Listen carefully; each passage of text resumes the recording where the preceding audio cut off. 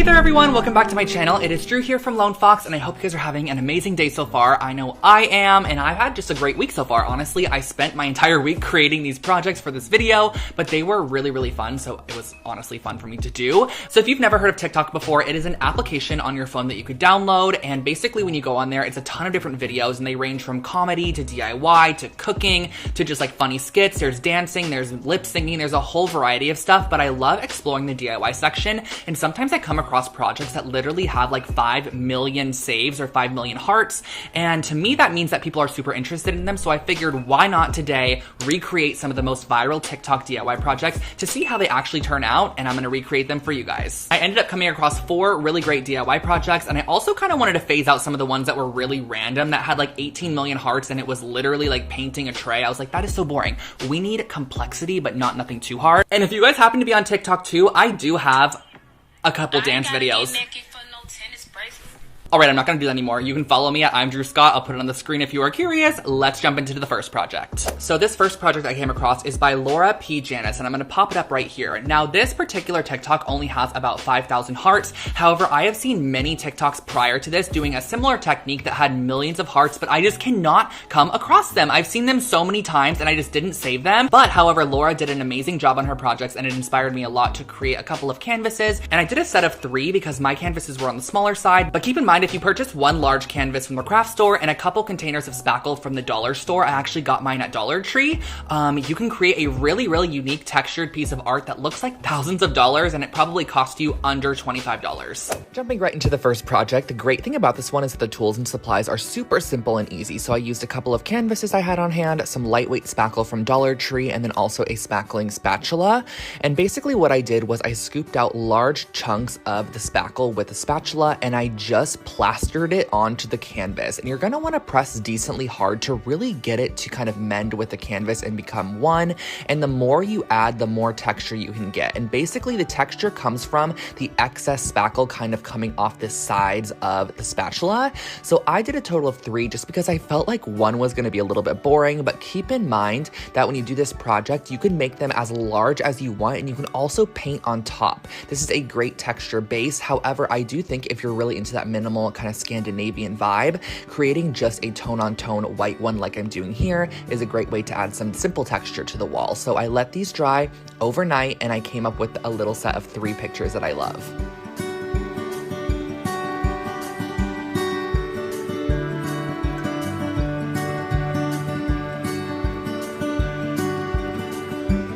Our next DIY project is by Bales Wilkie. I probably am butchering that, but this has 1.3 million hearts, and she basically created kind of like a chandelier out of yarn tassels, I guess you could say, and it ended up turning out so cute. I feel like this is a great element to like maybe a baby's room or a young girl's room, or like even at a party or something like that. You can use this as kind of like a decor piece. And she mentioned in her caption that it took 8 hours, but it was definitely worth it. 9 skeins of yarn and 6 to 8 inch gold chains. And she said it cost around $90. However, I feel like I created this for much less. I simply used 3 embroidery hoops and 4 skeins of yarn, so I think I spent around $30. I didn't even bother with the chain, but let me share with you guys how I recreated this yarn tassel chandelier.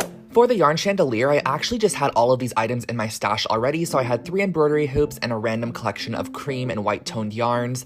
Then I cut out a 7-inch tall piece of cardboard that I'm going to kind of use as my template, and this is how we're going to be making the tassels. So you're going to wrap it around however many times you want the thickness of your tassel to be, cut off an extra piece of yarn and slip it underneath all of the little loops, and you're going to tie this off at the top. This is going to be the very top of your tassel. So tie it in a nice tight knot, and then pull it off of your little template. And next what you're going to do is lay it on top of another piece of string, and this is going to be kind of creating the top portion of the tassel. You're going to tie that in a double knot as well, and then snip off the bottom loops to create the actual fringe, and that creates your tassel. So you're going to repeat the process. I actually ended up creating a new template out of some chipboard as opposed to cardboard, just because it was a little bit more sturdy. And you're going to repeat the process so many times. This is the long part of it for sure. It probably took me about 2, maybe 3 hours to create all of the tassels needed, but my roommate actually did end up helping me. We had a fun time creating these tassels, which was really nice and good. And we probably created, I would probably say, around 50 or so tassels. And keep in mind that I didn't go out and purchase yarn for this project, so I just wanted to use ones I already had in my stash. So I just did a selection of random kind of neutral tones, but if you do want a more cohesive look, I would suggest probably sticking with the same yarn for all of them. Then I laid everything out on my table, and you can kind of see how I laid my tassels around the rings to make sure I had enough of them. And the next step in the process is to remove the outer part of the embroidery hoop. We're only going to be using the inside, and I'm going to be double knotting every single tassel onto the little embroidery hoop ring. So you're going to go around, double knot it on, and then you could trim the excess tails off, but this is going to be another kind of repetitive process of tying all the tassels onto the rings.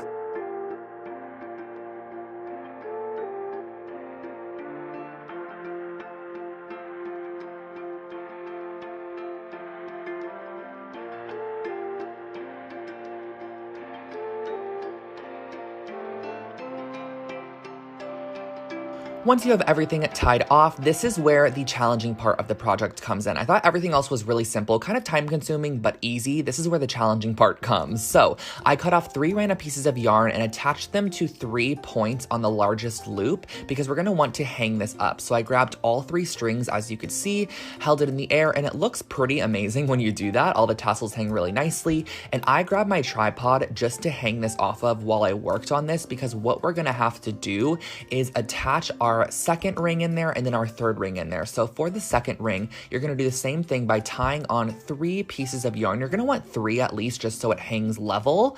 And you're gonna put this up through the bottom. And the hard part about this is just tying it on and making it even. So what I suggest doing is just wrapping your yarn around the outermost ring and doing just like one simple knot, one that you can easily adjust that isn't like a double knot or anything. If you just tie it and loop it around one time, it'll hold it, but then you can go in and double knot it once everything is nice and secure. So then I added in my third section here, and the third section was also hard. You have to kind of get in there and attach it to the second section. That way everything kind of cascades down, and that finishes this piece off.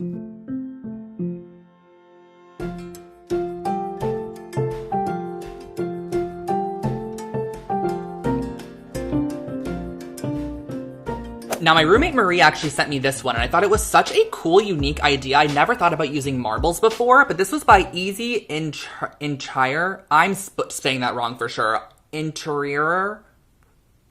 This is a TikTok that they posted, and basically they used marbles and some candle holders with some spray paint to recreate almost these like bubble, kind of like Z Gallery, modern-esque looking candle holders. And I thought these are really unique. I'd never seen anything like this before, and I love the idea of gluing marbles to something and then spray painting it to almost give it the look of like a bubbly effect, if that makes sense. I have a couple of old CB2 candle holders that I was honestly gonna donate, and I decided that I was gonna repurpose them into these candle holders, and I love the way that they turned out. So let me share with you how I did these ones. Another super simple project that is also very striking. We're gonna be using some marbles and these CB2 candle holders I've had for like a year or so just in my stash. I've never ended up using them, so I was like, I'm going to repurpose them. So basically what I did was I got these marbles off of Amazon, and I love how perfectly cylindrical these are. So I followed the girl's tutorial and just glued the marbles down using my Gorilla Hot glue sticks, which you guys know I love. Not sponsored in any way at all. They just really work great for every single surface. So I glued down a ton of marbles to kind of create this bubble effect. And this just reminds me of something you would see maybe like at an art gallery. If you're really into like an art deco look or like a Z Gallery kind of glam vibe, I feel like this is perfect for you. So I went around and I glued a ton of marbles on just very randomly. There's no rhyme or reason to this at all. I just wanted to build up some form of kind of artistic form. And I did it on the second one as well. You could do as many as you like, and I'm sure you could probably find some great candle bases from like the dollar store or something like that. And then I used my new favorite gold spray paint. I've never used this before. Look how stunning this is. I'm gonna try to link it for you guys below if they have it on Amazon. I got mine at Lowe's and it looks incredible. So I gave this a nice couple coats of the gold spray paint to make sure everything looked like it was one solidified kind of welded together piece. And in the end, it looked absolutely incredible. You're gonna wanna let it dry in between coats and flip it around to hit every single nook and cranny. And once this is fully dry, you have a new set of candle holders.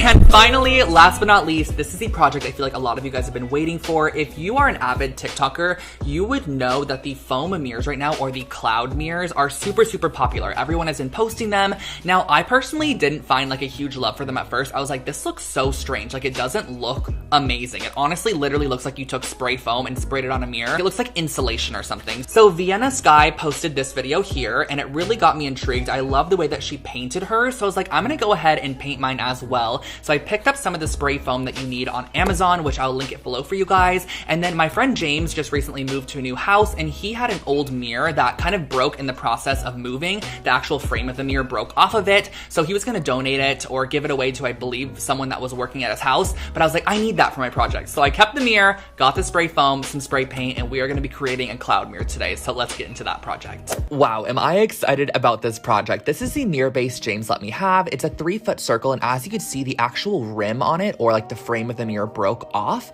So it's just a plain mirror at the moment. And what I did was I laid down a drop cloth because the foam that we're using, which is this stuff by Great Stuff Big Gap Filler, I found this on Amazon as well. Link this below for you guys. Give it a good shaking. You need to shake this up for probably a minute, it says on the can. And then I used a little bit of sandpaper to rough up the edges. And the reason I did this was because a lot of the tutorials I saw, people added this on top of a framed mirror already, so it kind of had something to grip to. But I realized that this gap filler didn't have really anything to grip to on the mirror, so I wanted to scratch up the surface just a bit so it can kind of settle in the scratches. So how you're going to do this is you're going to attach the little nozzle on the top, and I just did a zigzag pattern as the girl did in her TikTok video. Her TikTok will be linked below if you guys want to check that out, but I just did a zigzag back and forth pattern, and keep in mind, this is going to expand double the size as it currently is. So I didn't want to add a ton at first because I wasn't sure how large it was going to get. Like, what if it expanded 38 times the size and like filled my living room?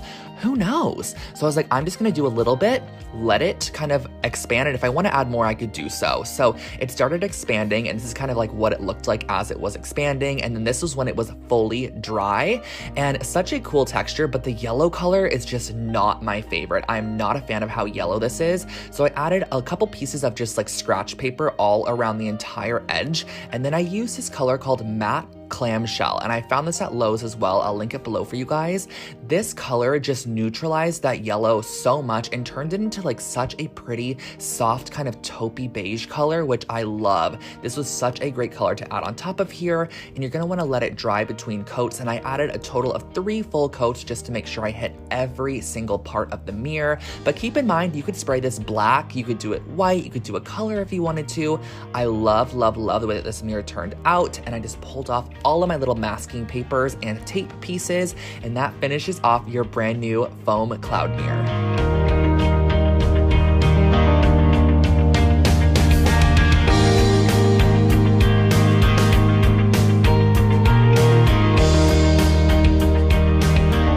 Those were my DIY projects for you today. I hope that you enjoyed this recreating viral TikTok DIY projects video.